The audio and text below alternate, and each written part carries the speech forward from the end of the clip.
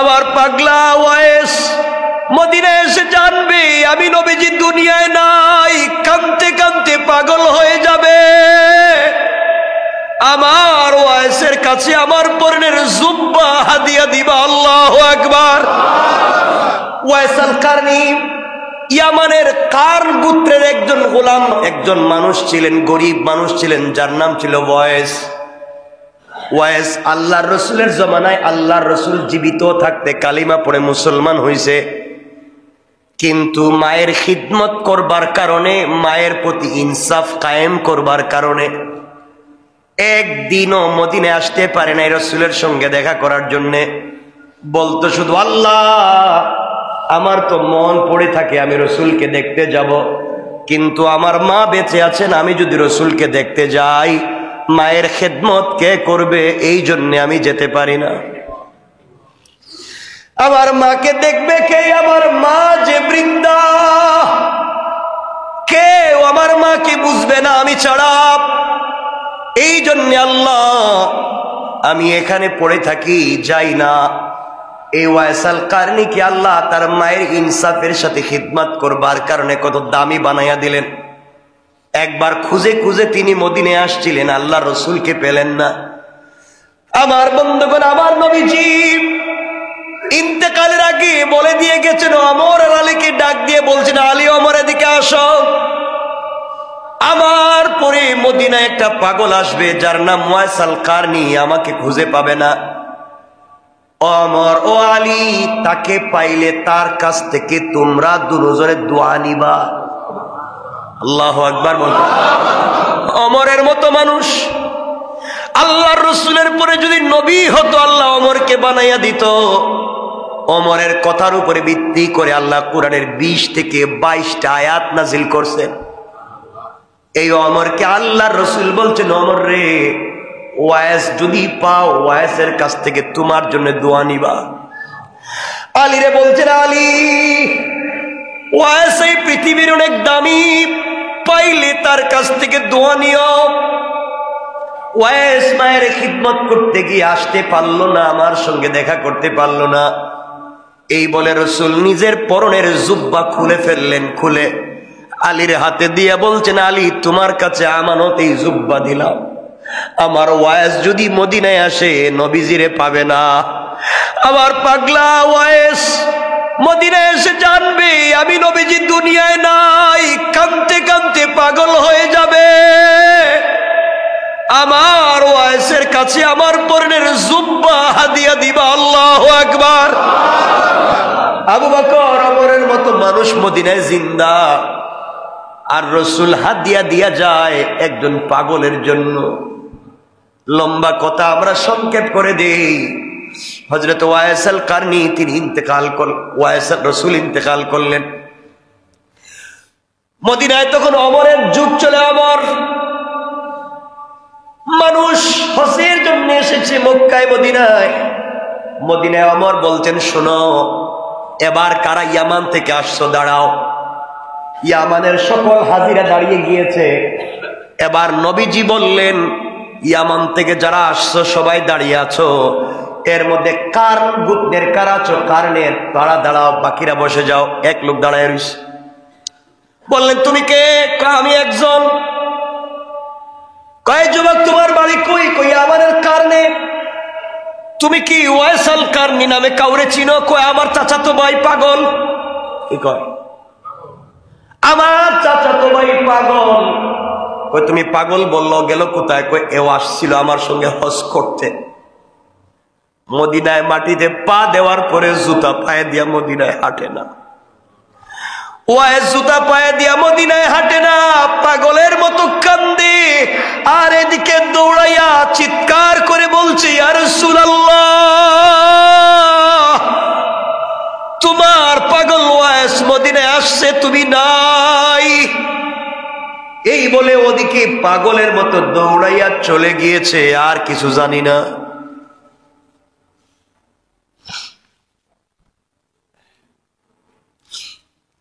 হযরত ওমর আর আলী দৌড়াতে লাগলেন।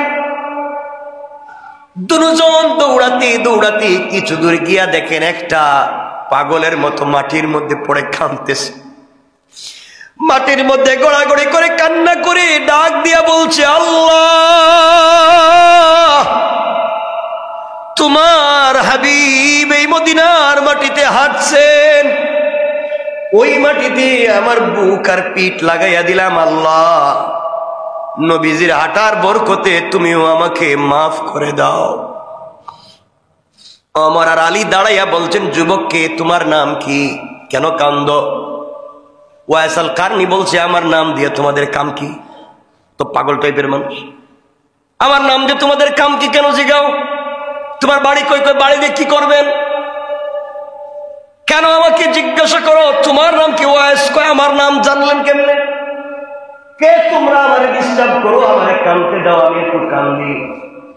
হযরত আলী বলছেন, ওয়াইস রে কান্দিস না, যে লোকটা তোর সামনে দাঁড়াই আছে সাধারণ কেউ না, মদিনার খলিফা। এটা হযরত ওমর। ওয়াইস কাঁদতেছে, বলতেছে, ভুল হয়ে গেছে, আমি বুঝি নাই, আপনাদেরকে চিনি না, আমি আলী, ও ওমর, আমি চিনি নাই, আমি না রসুলকে দেখতে আসছিলাম, এখন তো মা মারা গেছেন, এই জন্য আসছি, মা জীবিত থাকতে আসতে পারি নাই।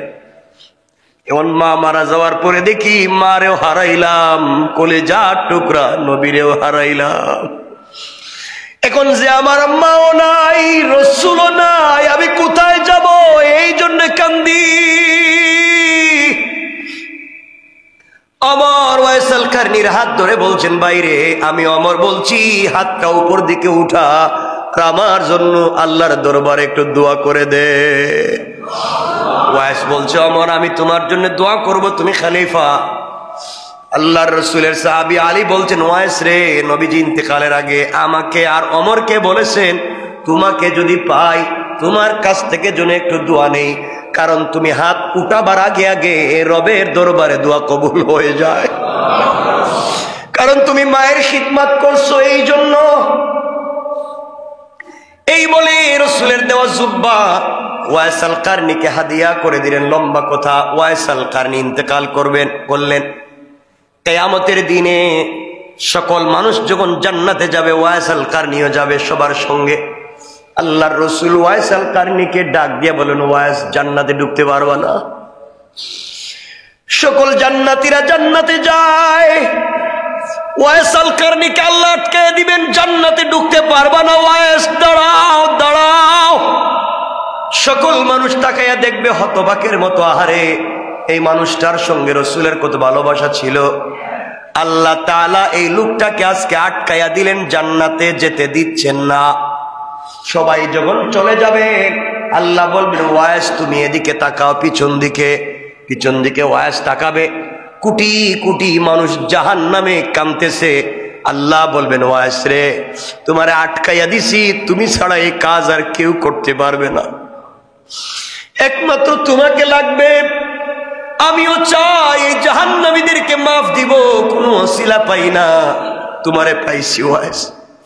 তুমি না মায়ের খিদমত করছো, ওয়াইস রে, পিছনে তাকাইয়া তোমার আঙ্গুল দিয়া এভাবে এভাবে টান দেও, এভাবে আঙ্গুল দিয়া টান দিবা, যত লাখ মানুষের দিকে তোমার আঙ্গুল যাবে, তত লাখ জাহান্নামীকে মায়ের খিদমত করার কারণে ওয়াইস রে তোমার ওসিলায় মাফ করে দেওয়ার ওয়াদা দিলাম।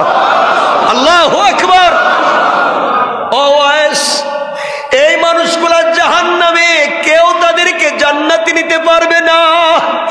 আমি আল্লাহ আফসোস করি, কি দিয়া জান্নাতে দিব রে ওয়াইস?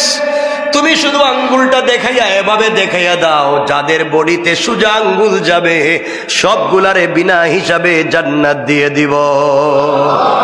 আল্লাহু আকবার। আমার মুসলমান বন্ধুগণ, কথাগুলো এবার দিল দিয়া শুনেন, কি বলতে চাই। দুনিয়ার জমিনে কেমনে ইনসাফ কায়েম করবেন, ঘটনা বিভিন্ন ভাবে বর্ণিত হয়েছে। আমি আপনাদেরকে মুয়াত্তা ইমাম মালিকের বর্ণনা শোনাই। খলিফাতুল মুসলিমিন আমিরুল মুমিনিন হযরত ওমর ফারুক রাদিয়াল্লাহু তাআলা আনহুর ছেলে, যার নাম ছিল আব্দুর রহমান, যার পরিচিতির নাম শোনা যায় আবু শাহমা নামে, রাদিয়াল্লাহু তাআলা আনহু, যার নাম ছিল আব্দুর রহমান, মানুষ চিনে আবু শাহমা নামে। তিনি মিশরে বসবাস করতে লাগলেন। ওই সময় মিশরের গভর্নর ছিলেন আমর ইবনুল আস রাদিয়াল্লাহু তাআলা আনহু। কথাগুলা ভালো করে শুনবেন, বিভিন্ন ভাবে বর্ণনা পাওয়া যায়। হযরতে আবু শাহমা রাদিয়াল্লাহু তাআলা আনহু তিনি একদিন নাবিজ পান করে ফেলছেন। নাবিজ বলা হয় আগের দিন সন্ধ্যার সময় তাজা তাজা পাকা পাকা খেজুর গোলা দুধের মধ্যে রেখে দেয়, পরের দিন সকালবেলা পান করে দুধগুলা এই খেজুরের রস টেনে টেনে দুধগুলা লাল হয়ে যায়। এগুলা খেতে বড় দামি, এগুলা খেতে বড় ভালো লাগে, এটা গুনাহ নয়, এটা উত্তম। আগের দিন যদি পাকা তাজা তাজা খেজুর আপনি দুধের মধ্যে ভিজাইয়া পরের দিন সকালবেলা খান, আপনি বডিতে এমন শক্তি পাবেন যা 50 লাখ টাকার অ্যান্টিবায়োটিক খাওয়ার পরে ওই শক্তি পাবেন না। কিন্তু আল্লাহ রসুলের বিধান হলো যদি খেতেই হয় আগের দিন ভিজাইয়া পরের দিন সকালেই খাওয়া লাগবে, দেরি করা যাবে না। একদিন যদি দেরি হয়ে যায়, 2 দিন যদি দেরি হয়ে যায়, মাতলামি চলে আসতে পারে, এর ভিতরে সুক্কার চলে আসতে পারে, নেশা চলে আসতে পারে। আল্লাহ রসুল নিষেধ করেছেন, এরপরে কিন্তু খাওয়া যাবে না, ওই সময় খেতে হবে। আমর ইবনুল আস রাদিয়াল্লাহু তাআলা আনহু মিশরের গভর্নর।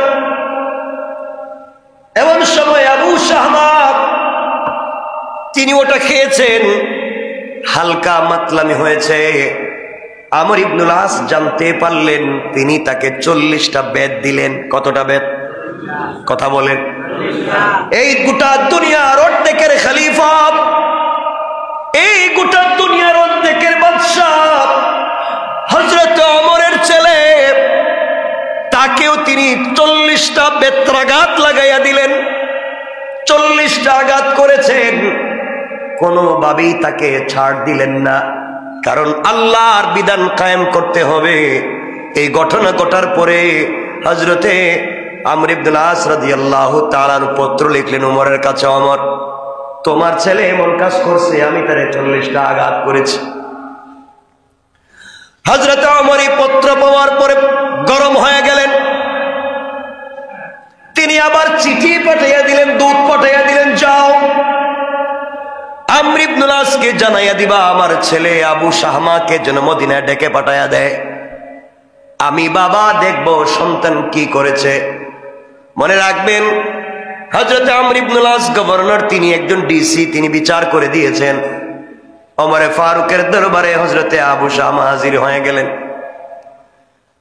হযরতে ওমর জানতে পারলেন ছেলের মুখের মধ্যে দুর্গন্ধ হয়েছে, ডাক দিয়া বললেন, তুমি কি খেয়েছো? সন্তান বলছে, বাবা কসম করে বলি আমি মদ পান করি নাই, আমি শুধুমাত্র নাবিজ খেয়েছি, নাবিজ পান করছি, আগের দিন ভিজাইয়া পরের দিন খাইছি। হযরত ওমর বলছেন, তাহলে তো দুর্গন্ধ হওয়ার কথা ছিল না, তাহলে তো মাতলামি হওয়ার কথা ছিল না, তুমি আমার ছেলে হয়ে তুমি এমন কাজ কেন করতে পারলে? এই কথা বলে সন্তানের কলার ধরলেন। ওমরের মতো মানুষ আল্লাহু আকবার বলেন, আরো জোরে বলেন। কলার ধরলেন, টান দিয়ে মদিনায় মসজিদে নিয়ে গেছেন। মসজিদে গিয়ে মসজিদের পিলারের সঙ্গে তার সন্তানকে বেঁধে দিলেন। ওমর ওই সময় ওই জামানার খলিফা, নিজের সন্তানকে দড়ি দিয়ে পিলারের সঙ্গে বেঁধে ফেললেন।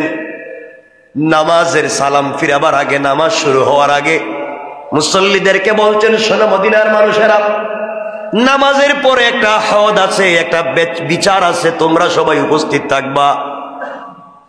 আমার বন্ধুগণ, হযরত ওমর সালাতের ইমামতিতে দাঁড়িয়ে গেলেন।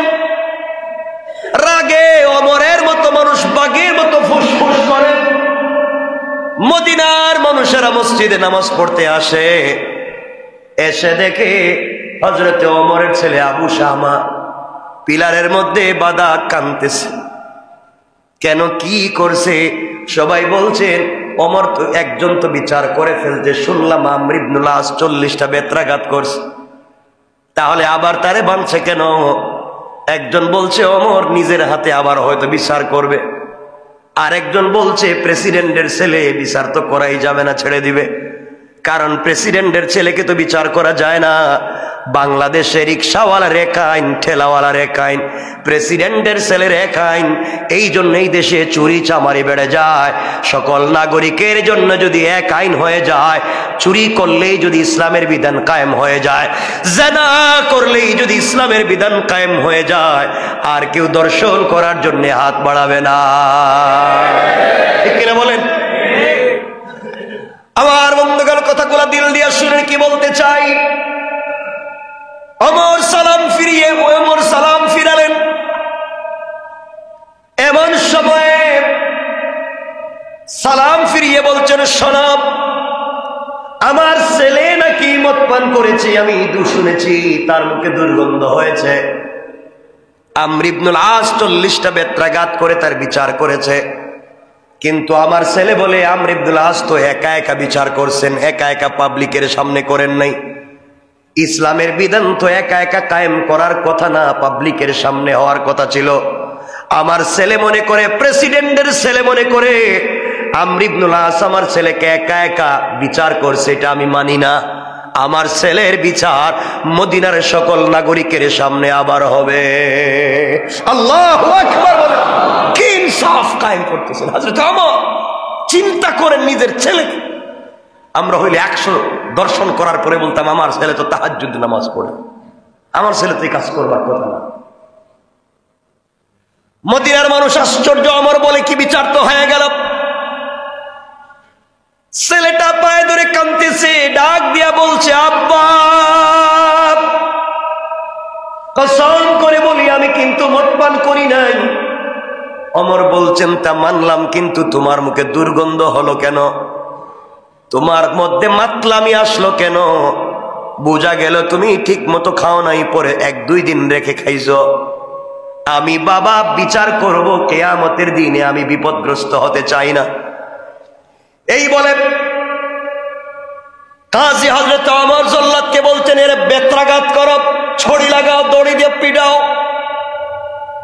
হযরত ওমরের সামনে, মদিনার মানুষের সামনে প্রেসিডেন্টের ছেলের বিচার হচ্ছে। 1-2 করে 3টা আঘাত করা হয়েছে। হযরত ওমর ধাক্কা দিয়ে জল্লাদকে ফেলে দিলেন, বলছেন, আমার কাছে দে। প্রেসিডেন্টের ছেলে মনে করে, মনে হয় আস্তে আস্তে তুই মারতেছিস, এমন হবে না।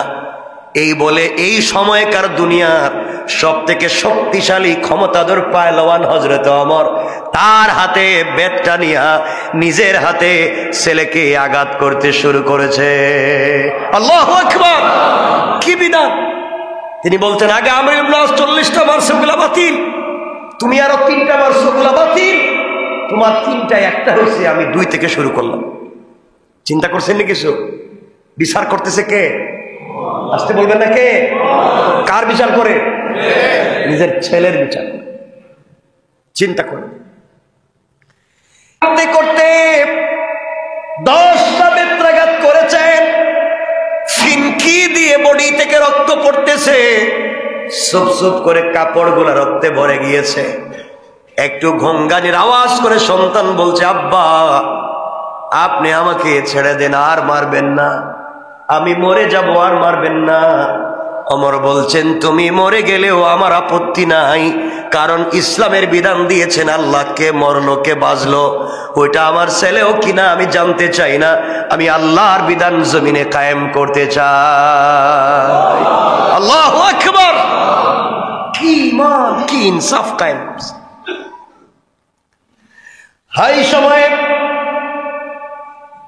হযরতে উমর ফারুক রাদিয়াল্লাহু তাআলা আনহুর স্ত্রী দৌড়ায়া দৌড়ায়া স্বামীর পায়ে ধরে বলছেন, স্বামী আমার, আমার ছেলেটা মরে যায়, আর আপনি আঘাত করবেন না, মরে যাবে। আমি একটা বেতের বদলা আমি একটা উট আল্লাহর রাস্তায় দান করব। যতগুলা বেত্রাঘাত বাকি আছে প্রত্যেকটার বদলে একটা উট আল্লাহর রাস্তায় দিব। এরপরেও আমার ছেলেটাকে আপনি ছেড়ে দেন। ওমর স্ত্রীকে ঝাড়ে দিয়া ফেলে দিয়া ডাক দিয়া বলতেন, ওরে নিয়ে যাও বাড়িতে। এই এই বলে সিজদায় পড়ে আল্লাহকে ডাক দিয়া বলছেন, আল্লাহ আমার ছেলে হওয়ার কারণে আমি কিন্তু কমতি করি নাই, বেইনসাফি করি নাই। কিয়ামতের দিনে তুমি আমাকে অপরাধী বানাইয়া আল্লাহর রাসূলের সামনে দাঁড় করাইয়া দিও না। তিনটা বর্ণনা পাওয়া যায়, সংক্ষেপ করে আমরা সামনের দিকে নিয়ে যেতে চাই। কিছু বেত্রাঘাত করবার পরে 20টা 30টা বাকি রয়েছে। হযরতে ওমরের ছেলে আবু শাহমা ইন্তেকাল করেছে। বাবা এমন আঘাত করেছে সন্তানকে, সন্তান জায়গায় মরে গিয়েছে। হযরত ওমর তখন তরতর করে বাঘের মতো কাঁপে, পাবলিককে ডাক দিয়ে বলছেন, ওকে নিয়ে যাও, গোসল করাও। গোসল করানো হলো, কাফন দেওয়া হলো, জানাজার নামাজ হলো। তাকে কবরের ভিতরে হযরত ওমর নিজের হাতে রেখে দিলেন। কবরের মধ্যে নিজের হাতে রেখে দিয়া বেত আবার হাতে নিছেন। আল্লাহু আকবার বলেন, আরো জোরে বলেন। আবার বেত হাতে নিছে, বেত হাতে নিয়া কবরের উপরে একটা একটা করে আঘাত করে, 1 2 করে কবরের মাটির উপর আঘাত করে, আঘাত করে করে যখন পূর্ণাঙ্গ হজ শেষ হয়ে গিয়েছে, সিজদায় পড়ে কান্না করে ডাক দিয়ে বলছে, আল্লাহ আল্লাহ মরে যাওয়ার পরও তো আমি বেত্রাঘাত বন্ধ করি নাই।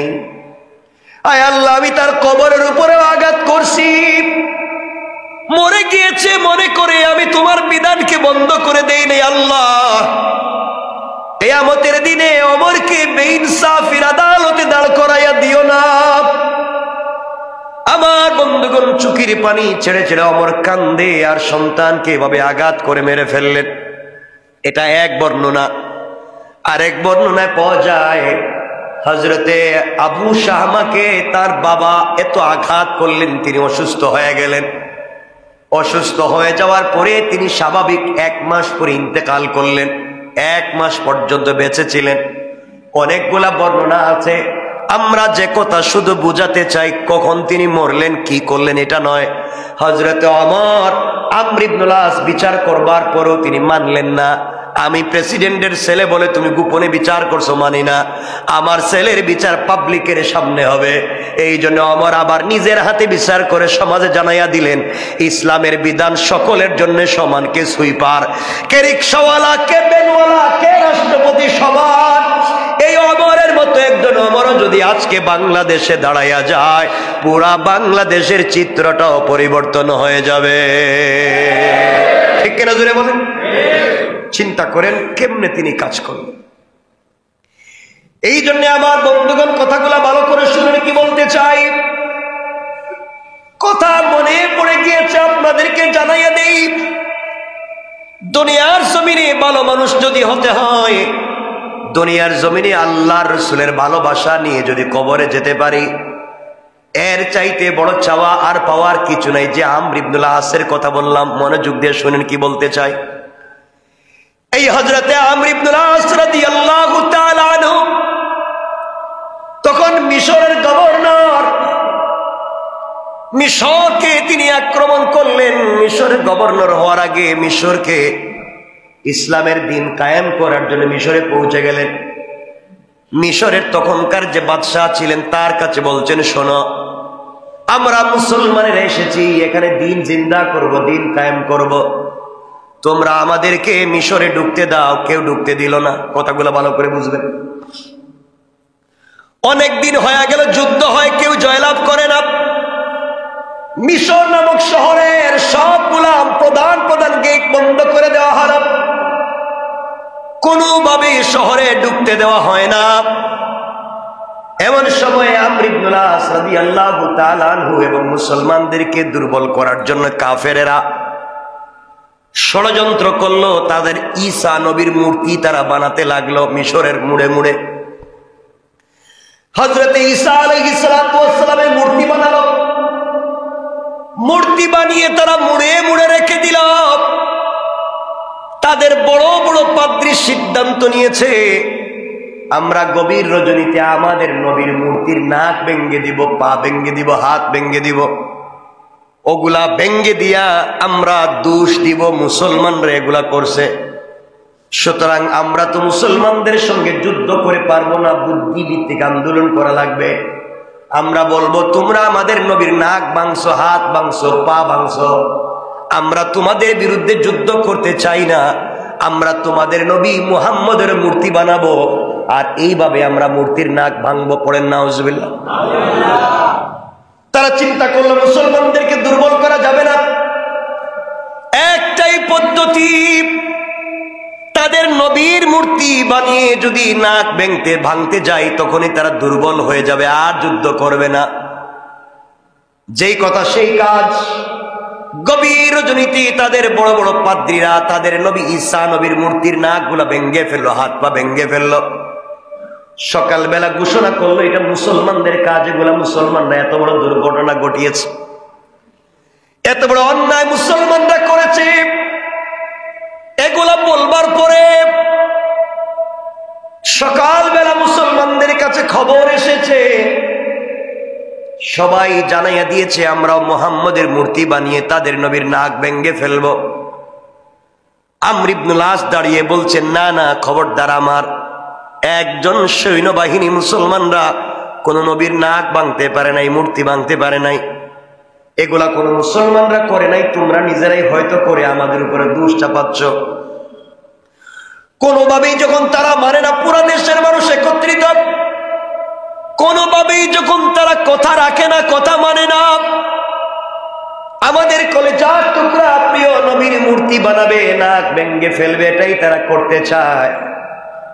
আমর ইবনুল আস দাঁড়িয়ে গেলেন, বললেন, শোনো, আমাদের নবীর নাক ভাঙতে হবে না, মূর্তিও বানাতে হবে না, আমি একজন রসুলের পাগলা আশিক, আমার রসুলের উম্মত, তোমরা একজন মৃত রসুলে পাকের মূর্তি বানিয়ে তার নাক ভাঙবে, আমার সহ্য হয় না, কারণ আমরা আশিক রসুল, রসুলকে ভালোবাসি, রসুলের অসম্মান হোক পৃথিবীতে কোনোদিন চাই না। তার চাইতে আমি হলাম মুসলমানদের সেনাপতি, তোমরা চাইলে এর বদলা আমার নিজের নাকটা তোমরা কেটে নিতে পারো। আল্লাহু আকবার। তোমরা চাইলে আমার তাজা নাকটা কেটে নিতে পারো, এরপরেও নবীজির মূর্তি বানাতে দিব না, এরপরেও নবীজির মূর্তি বানিয়ে নাক ভাঙতে দিব না। সবাই কথা মেনে নিয়েছে। পরের দিন সকালবেলা স্টেজ করা হয়েছে, হাজার হাজার মানুষ হাজির। মুসলমান শিবিরে কান্নার রোল পড়ে গেছে, সবাই সিজদায় পড়ে আল্লাহকে ডাক দিয়া বলছে, আল্লাহ, আমাদের লিডার, আমাদের সেনাপতি আমর ইবনুল আসের নাক যদি কাটা যায়, মুসলমান সৈন্যবাহিনী যুদ্ধের ময়দানে দুর্বল হয়ে যাবে, আর তারা যুদ্ধ করতে পারবে না, যুদ্ধেও জয়লাভ করতে পারবে না। আয় আল্লাহ তাআলা, এমন বিপদ থেকে আমাদেরকে বাঁচাও। আমর ইবনুল আস কেন এমন সিদ্ধান্ত নিলেন? আমর ইবনুল আস চোখের পানি ছেড়ে সিজদায় পড়ে কান্না করে ডাক দিয়া বলেছে, আল্লাহ,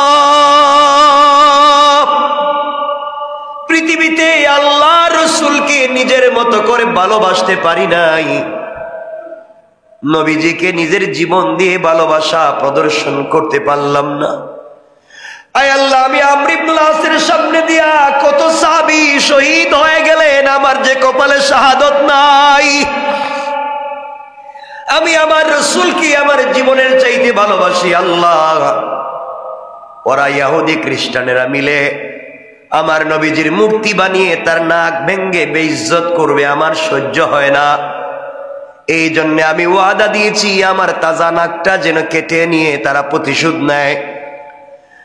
আয় আল্লাহ, কিয়ামতের দিন যখন আমার কাটা নাক নিয়ে আল্লাহ রাসূলের সামনে হাজির হব, আমার রাসূল আমাকে ডেকে ডাক দিয়া বলবে, আমর ইবনুল আস, তুমি মিশরের গভর্নর ছিলে, তোমার নাক কেন কাটা গেল, কি করছো? আমি বলবো, ইয়া রাসূলুল্লাহ, ইয়া হাবিবাল্লাহ, পয়গম্বর আরবি, আমি দুনিয়ার জমিনে কিছু করি নাই, আপনার সম্মান ইজ্জতকে বাঁচাবার জন্যে, আপনার মূর্তি যেন কেউ না বানাতে পারে আপনাকে ভালোবেসে, আপনার মূর্তি না বানাতে গিয়ে আমার তাজা নাকটা কাটাইয়া দিয়ে আসছি। আমার বিশ্বাস আমার নবীজি আমাকে একা রেখে তিনি জান্নাতে যাবেন না। সুবহানাল্লাহ, জোরে পড়েন। কেমন ছিলেন সাহাবীরা, আমার নবীজি কেমন ভালোবাসতেন সাহাবীরা। ও মুসলমানেরা, উহুদের প্রান্তরে আল্লাহ রাসূলের উপরে তীর আসে, সাহাবীরা দৌড়াইয়া গিয়া নবীজির সামনে বুকটা পেতে দেয়, নিজের বুকে তীর নেয়, রাসূলকে বাঁচাইয়া দেয়। এমন ছিলেন সাহাবীরা, রাসূলকে ভালোবাসা দিয়েছেন। এক পর্যায়ে পরের দিন সকালবেলা হাজার হাজার মানুষ হাজির হয়ে গিয়েছেন। আমর ইবনুল আসের নাকটা কাটা যাবে। মুসলমানরা কাঁদতেছে, কাফেররা বলতেছে মুসলমানরা দুর্বল, পরাজয় বরণ করবে, তাদের নেতার নাক কাটা যাবে। জল্লাদ এসে আমর ইবনুল আসের নাকে টান দিয়ে নাক কেটে ফেলবে।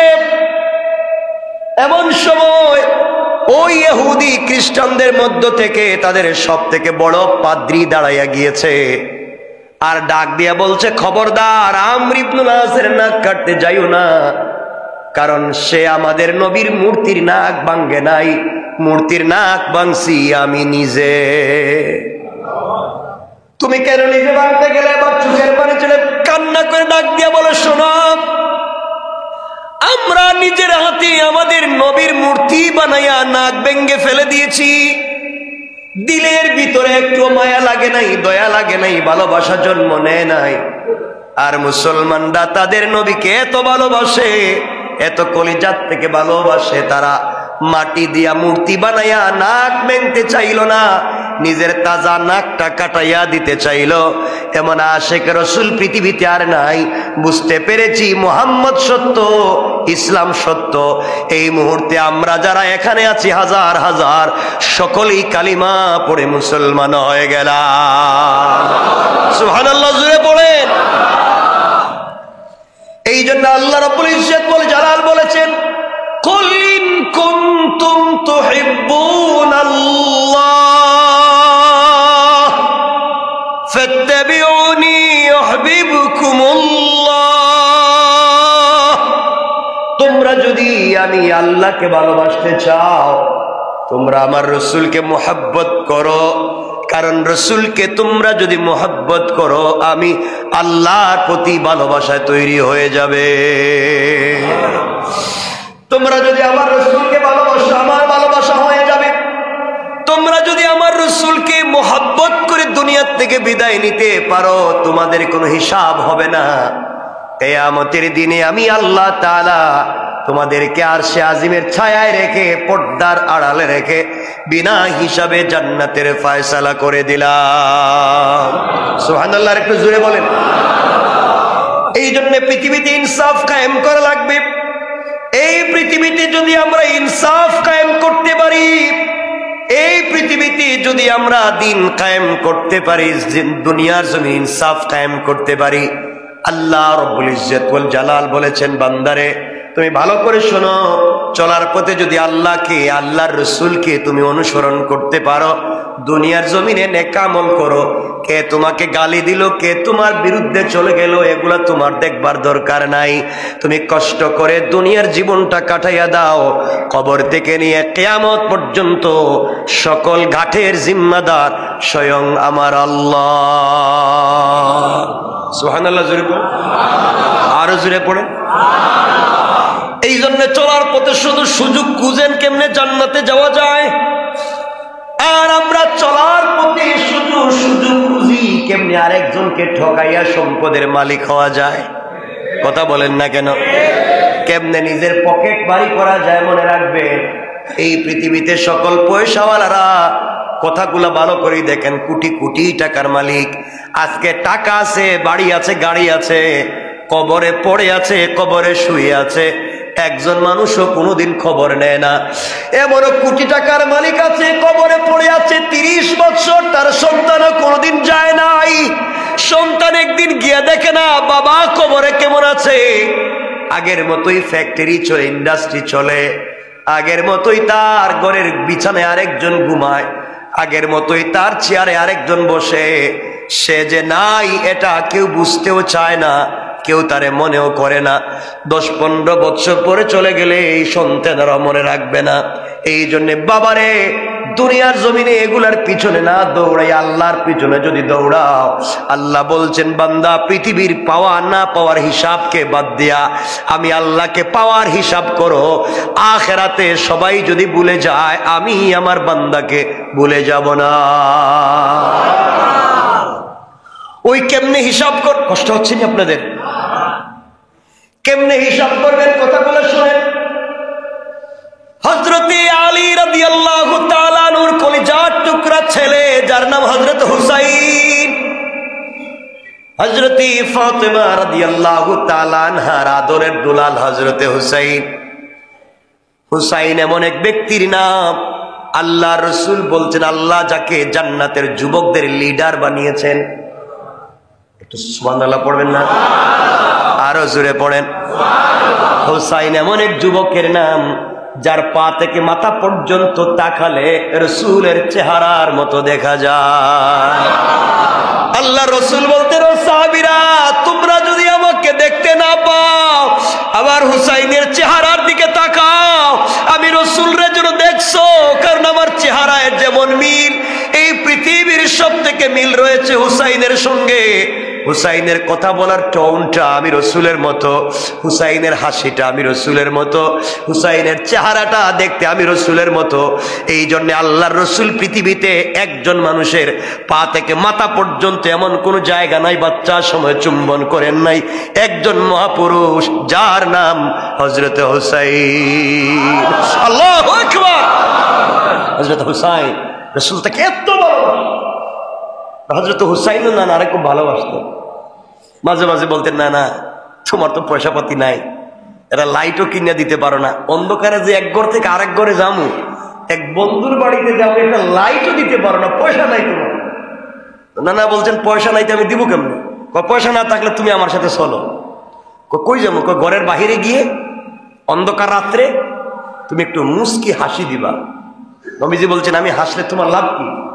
না না, তুমি হাসলে যে তোমার দাঁত বাইর হয় না, ওই দাঁতের আলোতেই রাস্তা আলোকিত হয়ে যায়। রাসূলের পাক একটা কোমরে একটা বেল্ট পরতেন, মানে একটা কোমরে একটা রুমাল, কোমরে তিনি একটা রুমাল পরতেন কোমরে। যুদ্ধের ময়দানে রাসূল ইন্তেকালের আগে এটা হযরত হুসাইনকে দিয়েছিলেন। সুবহানাল্লাহ বলেন না?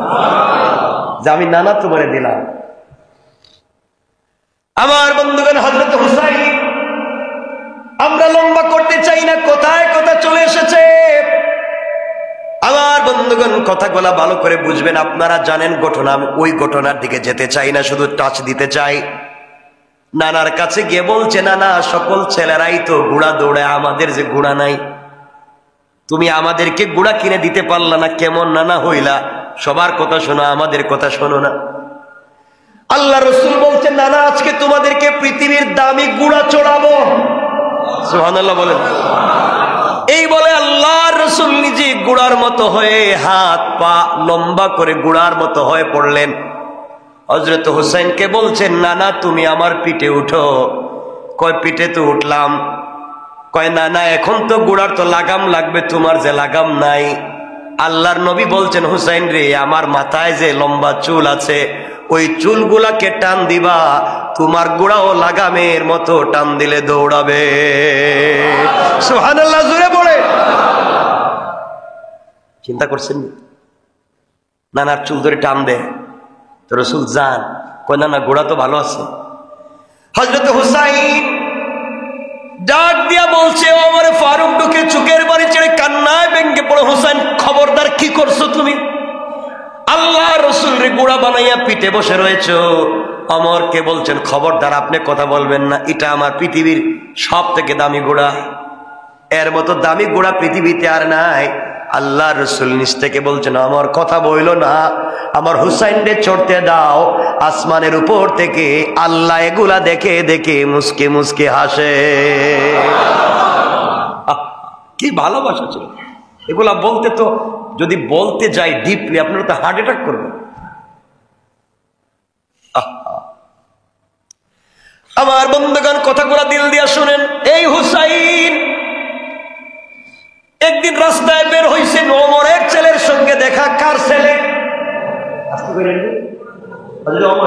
কার ছেলে? নাম আব্দুল্লাহ রাদিয়াল্লাহু তাআলা আনহু। আব্দুল্লাহর কি একটা ঘটনা ঘটে গেছে হোসাইনের আর আব্দুল্লাহর মধ্যে।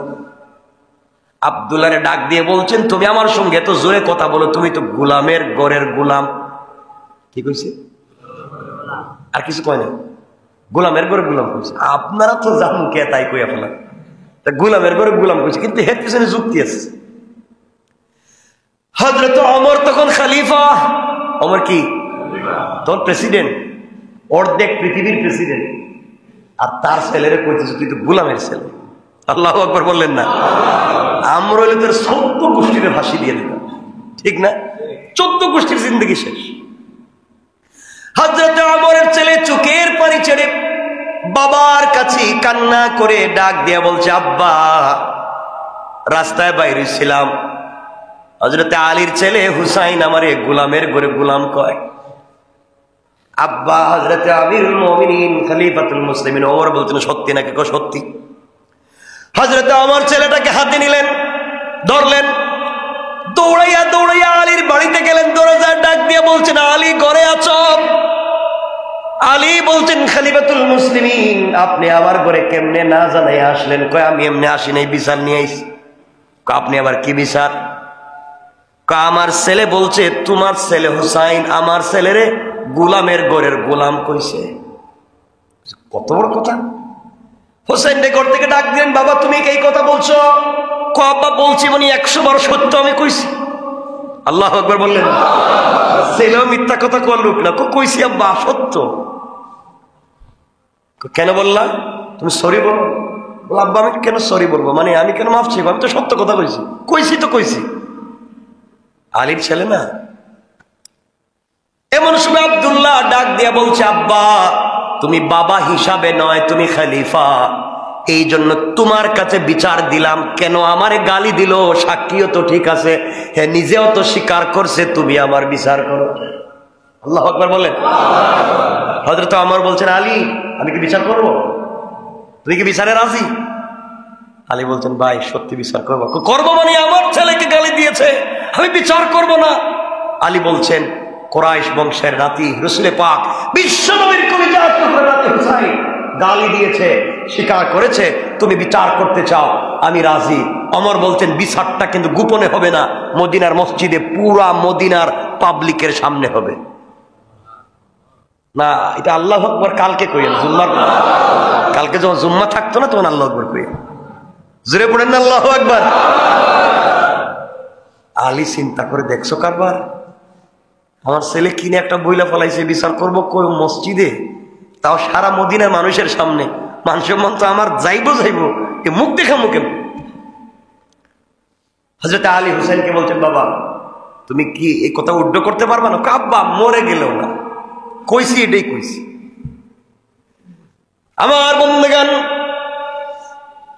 হযরতে আমার মসজিদে নামাজের আগে ঘোষণা করলেন একটা বিচার আছে।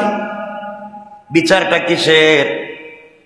আমার ছেলে আব্দুল্লাহকে গালি দিছে, আলীর ছেলে গোলামের ঘরে গোলাম বলে বিচার হবে। পুরা মসজিদ, পুরা মদিনার মধ্যে পিনপত নীরবতা। ওমর বলে কি, কার বিচার করবে এটা? এটা রাসূলের কলিজার টুকরা নাতি, এর বিচার যদি হয় কি আসমান জমিন ঠিক থাকবে নাকি? ওমর বলে, থাকলেও বিচার হবে, না থাকলেও হবে।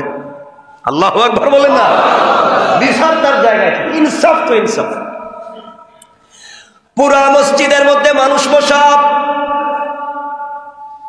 হযরতে আব্দুল্লাহ দাঁড়িয়ে বলছে, আব্বা আপনি বাবা হিসাবে নয়, আপনি রাষ্ট্রের খলিফা হিসাবে বিচার দিলাম। আলীর ছেলে হুসাইন আমারে গোলামের ঘরে গোলাম কেন বলছে, বিচার করো। পুরা মদিনার মানুষ সাইলেন্ট, পিনপতন নীরবতা, কাঁদতেছে। আহারে ওমর কি বিচার করবে? ওমর দাঁড়াইয়া বলছেন, ও হুসাইন তুমি কি এই কথা বলছো? কোর্টে আজকে ব্যাখ্যা কর, ব্যাখ্যা দেওয়া লাগবে না।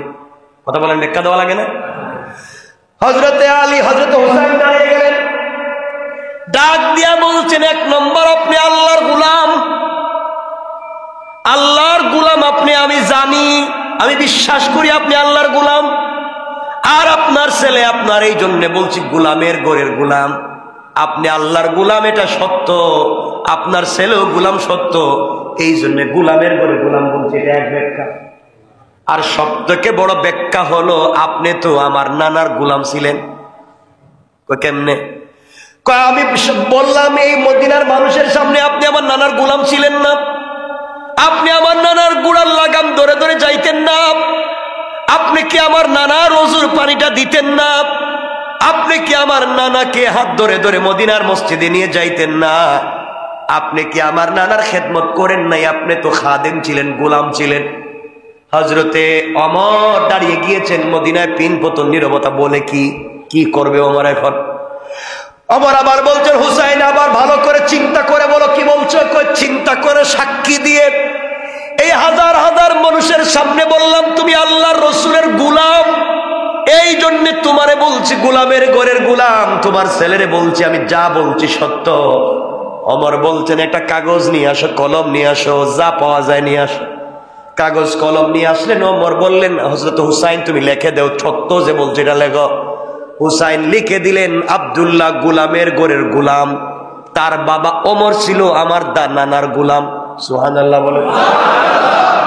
এবার হযরত ওমর এই কাগজ হাতে নিয়ে দাঁড়াইয়া দাঁড়াইয়া মদিনার মানুষকে বলছে, ও মদিনার মানুষেরা দেখা যায় এই কাগজে লেখা দেখো, হুসাইন লিখেছে আমি গোলাম, আমি তার নানার গোলাম ছিলাম, আমার ছেলে গোলামের ঘরের গোলাম। এই যে কাগজে লিখে দিছে, এই কাগজটা হাতে নিয়ে আস্তে করে আলীর হাতে দিয়ে দিলেন। আলীর হাতে দিয়া চোখের পানি ছেড়ে কান্না করে ডাক দিয়া বলছে, আল্লাহ,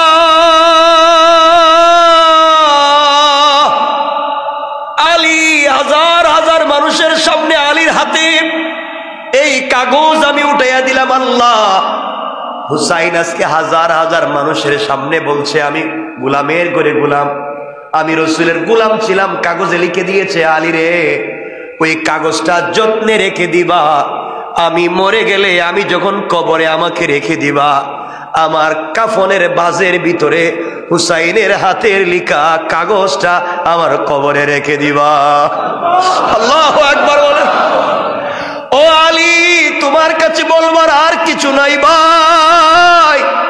ও মদিনার মানুষেরা তোমরা সাক্ষী থাকো, হুসাইন সাক্ষী দিছে আমি তার নানার গোলাম ছিলাম।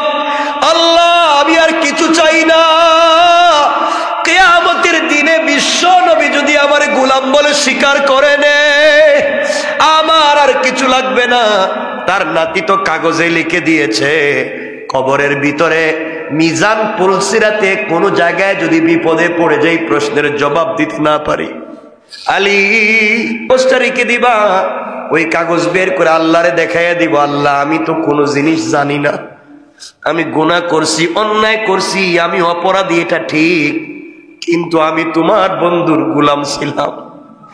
এই যে তার নাতি হুসাইন লিখে দিয়েছে আমি গোলাম, লাখ লাখ মানুষের সামনে বলেছে আমি গোলাম, তুমি কেমনে তোমার বন্ধুর গোলাম রে জাহান্নামে দিবা? আল্লাহু আকবার বলেন।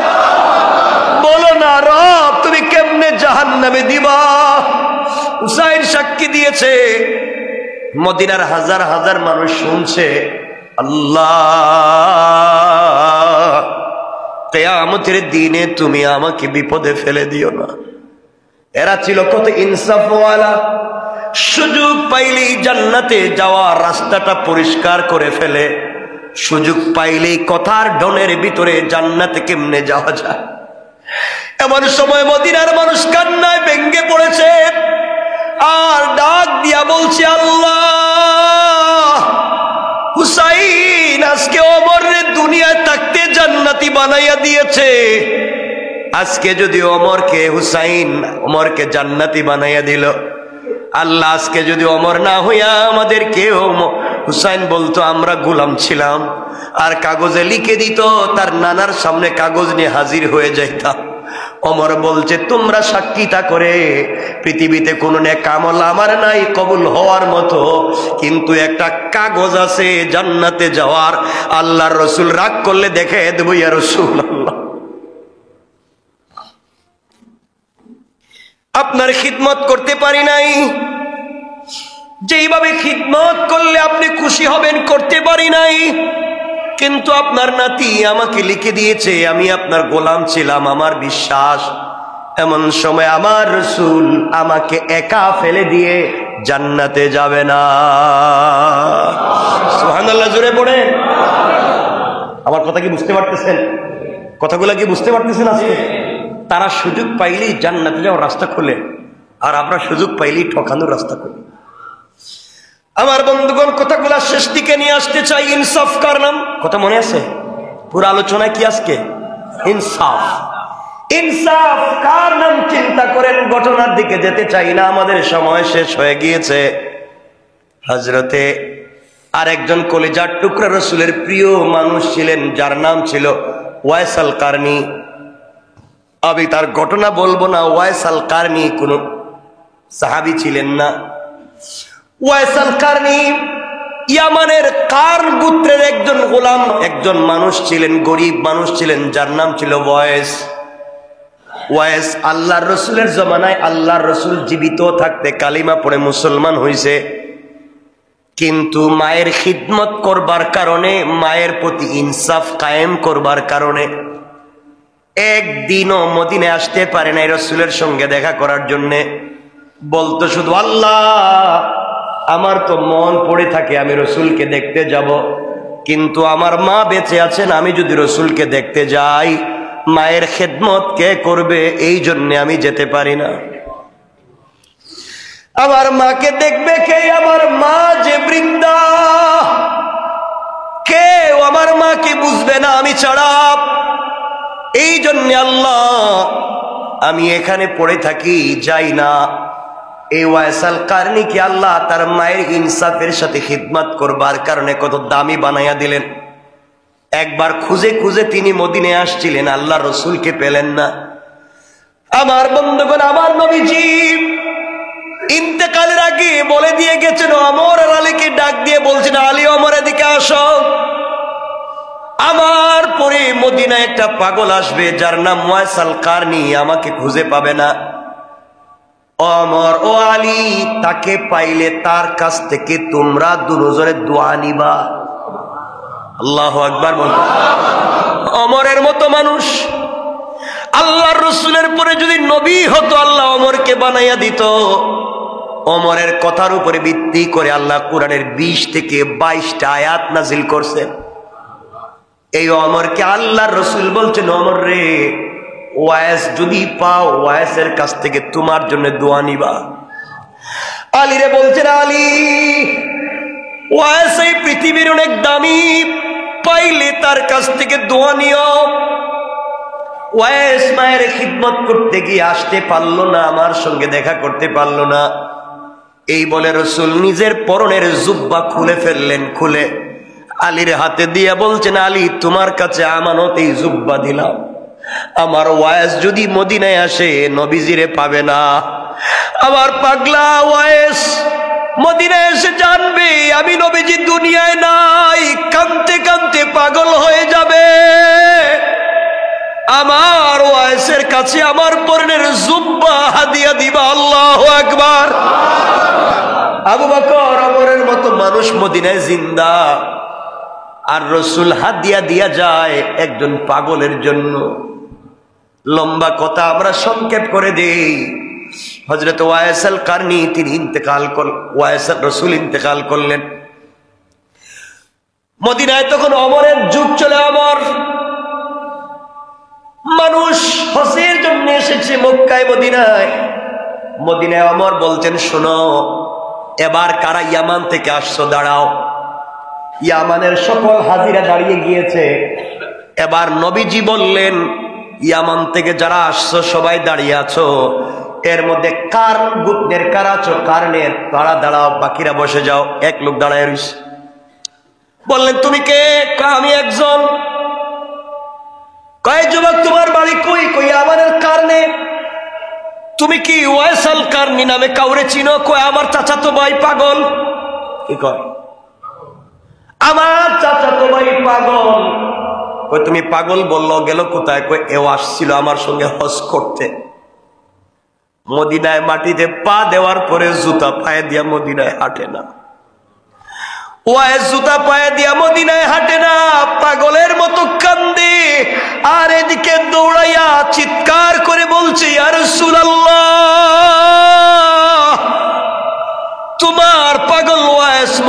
আসছে, তুমি নাই।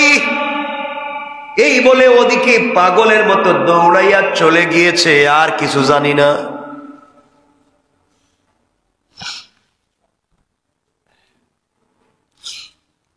হযরত ওমর আর আলী দৌড়াতে লাগলেন। দুজন দৌড়াতে দৌড়াতে কিছু দূর গিয়া দেখেন একটা পাগলের মতো মাটির মধ্যে পড়ে কাঁদতেছে। মাটির মধ্যে গড়াগড়ি করে কান্না করে ডাক দিয়া বলছে, আল্লাহ, তোমার হাবিব এই মদিনার মাটিতে হাঁটছেন, ওই মাটিতে আমার বুক আর পিঠ লাগাইয়া দিলাম। আল্লাহ, নবীজির হাঁটার বরকতে তুমিও আমাকে মাফ করে দাও। ওমর আর আলী দাঁড়াইয়া বলছেন, যুবককে, তোমার নাম কি? কেন কান্দো? ওয়াইস আল কারনি বলছে, আমার নাম দিয়ে তোমাদের কাম কি? তো পাগল টাইপের মানুষ, আমার নাম দিয়ে তোমাদের কাম কি? কেন জিগাও? তোমার বাড়ি কই? কই বাড়ি দিয়ে কি করবেন? কেন আমাকে জিজ্ঞাসা করো তোমার নাম কি? ওয়াইস কয়, আমার নাম জানলেন কেমনে? কে তোমরা? আমার ডিস্টার্ব করো, আমার কানতে দাও, আমি একটু কান্দি। হযরত আলী বলছেন, ওয়াইস রে, কান্দিস না, যে লোকটা তোর সামনে দাঁড়াই আছে সাধারণ কেউ না, মদিনার খলিফা। এটা হযরত ওমর। ওয়াইস কাঁদতেছি, বলতেছি, ভুল হয়ে গেছে, আমি বুঝি নাই, আপনাদেরকে চিনি না, আমি আলী, ও ওমর, আমি চিনি নাই। আমি না রসুলকে দেখতে আসছিলাম, এখন তো মা মারা গেছেন, এই জন্য আসছি, মা জীবিত থাকতে আসতে পারি নাই। এখন মা মারা যাওয়ার পরে দেখি মারেও হারাইলাম, কলেজার টুকরা নবীরেও হারাইলাম। এখন যে আমার মাও নাই, রসুলও নাই, আমি কোথায় যাব? এই জন্য কান্দি। ওমর ওয়াইস আল কারনির হাত ধরে বলছেন, বাইরে, আমি ওমর বলছি, হাতটা উপর দিকে উঠা, আমার জন্য আল্লাহর দরবারে একটু দোয়া করে দে। ওয়াইস বলছে, ওমর, আমি তোমার জন্য দোয়া করব, তুমি খলিফা। আল্লাহর রসুলের সাহাবী আলী বলছেন, ওয়াইস রে, নবীজি ইন্তেকালের আগে আমাকে আর ওমরকে বলেছেন, তোমাকে যদি পাই তোমার কাছ থেকে যেন একটু দোয়া নেই, কারণ তুমি হাত উঠাবার আগে আগে রবের দরবারে দোয়া কবুল হয়ে যায়, কারণ তুমি মায়ের খিদমত করছো, এই জন্য। এই বলে রসুলের দেওয়া জুব্বা ওয়াইস আল কারনিকে হাদিয়া করে দিলেন। লম্বা কথা, ওয়াইস আল কারনি ইন্তেকাল করলেন। কিয়ামতের দিনে সকল মানুষ যখন জান্নাতে যাবে, ওয়াইস আল কারনিও যাবে সবার সঙ্গে। আল্লাহর রসুল ওয়াইস আল কারনিকে ডাক দিয়ে বলেন, ওয়াইস, জান্নাতে ঢুকতে পারবা না? সকল জান্নাতীরা জান্নাতে যায়, ওয়াইস আল কারনিকে আল্লাহ আটকে দিবেন, জান্নাতে ঢুকতে পারবা না। ওয়াইস, দাঁড়াও, দাঁড়াও। সকল মানুষ তাকাইয়া দেখবে হতবাকের মতো, আহারে, এই মানুষটার সঙ্গে রসুলের কত ভালোবাসা ছিল। আল্লাহ তাআলা এই লোকটাকে আজকে আটকাইয়া দিলেন, জান্নাতে যেতে দিচ্ছেন না। সবাই যখন চলে যাবে, আল্লাহ বলবেন, ওয়াইস, তুমি এদিকে তাকাও, পিছন দিকে ওয়াইস তাকাবে। কোটি কোটি মানুষ জাহান্নামে কাঁদতেছে। আল্লাহ বলবেন, ওয়াইস রে, তোমারে আটকাইয়া দিছি, তুমি ছাড়া এই কাজ আর কেউ করতে পারবে না, একমাত্র তোমাকে লাগবে। আমিও চাই এই জাহান্নামীদেরকে মাফ দিব, কোনো ওসিলা পাই না, তোমারে পাইছি। ওয়াইস, তুমি না মায়ের খিদমত করছো? ওয়াইস রে, পিছনে তাকাইয়া তোমার আঙ্গুল দিয়া এভাবে এভাবে টান দেও, এভাবে আঙ্গুল দিয়া টান দিবা, যত লাখ মানুষের দিকে তোমার আঙ্গুল যাবে, তত লাখ জাহান্নামীকে মায়ের খিদমত করার কারণে ওয়াইস রে, তোমার ওসিলায় মাফ করে দেওয়ার ওয়াদা দিলাম। আল্লাহু আকবার। ও ওয়াইস, এই মানুষগুলা জাহান্নামে, কেউ তাদেরকে জান্নাতে নিতে পারবে না। আমি আল্লাহ আফসোস করি, কি দিয়া জান্নাতে দিব রে ওয়াইস? তুমি শুধু আঙ্গুলটা দেখাইয়া এভাবে দেখাইয়া দাও, যাদের বডিতে সোজা আঙ্গুল যাবে সবগুলারে বিনা হিসাবে জান্নাত দিয়ে দিব। আল্লাহু আকবার। চিন্তা করতে পারলে তারা কেমনে জীবন তৈরি করলেন, ইনসাফের জিন্দেগি কায়েম করলেন। আর আমরা কেন জানি খারাপ হয়ে যাইতেছি। আমার কথা আপনারা বুঝতেছেন? আমার কথা কষ্ট পান আপনারা? জীবনটাকে এভাবে বানান। আজকে আর লম্বা করতে চাই না, 2টা হয়ে যাচ্ছে, আর কত লম্বা করব? আজকে বাদ মাগরিব আমি তাফসিরে বসবো এখানে কিছুক্ষণ, আসবেন নি সবাই? মাগরিবের সাথে সাথে চলে আসবেন। আমি খুব লম্বা করব না, হঠাৎ করে আমাকেও একটু লম্বা সফর বলতে একটু দূরে যেতে হচ্ছে, বাহিরে কয়েকদিনের জন্য যেতে হচ্ছে, কয়েকদিনের জন্য একটু বাহিরে যেতে হচ্ছে। এই জন্য আমার জন্য দোয়া করবেন। আওয়াজে মনে হইলো দোয়া মনে করতে পারবেন। ভালোবাসা থাকলে তো দেখা হবে ইনশাল্লাহ, বলেন না? আবার বলেন ইনশাল্লাহ। আপনাদেরকে কষ্ট দিয়ে থাকলে ক্ষমা চাই, মাফ করে দিতে পারবেন না? আপনাদের ভাই ছেলে বন্ধু মনে করে ক্ষমা করে দিবেন। আজীবন এভাবে একসাথে জান্নাতেও থাকতে চাই, সকলে বলে না আমিন। ভুল করে থাকলে ক্ষমা করে দিবেন, একসাথে চলি। অপরাধ করলে ক্ষমা চাই। আর সফরে আপনাদের দোয়া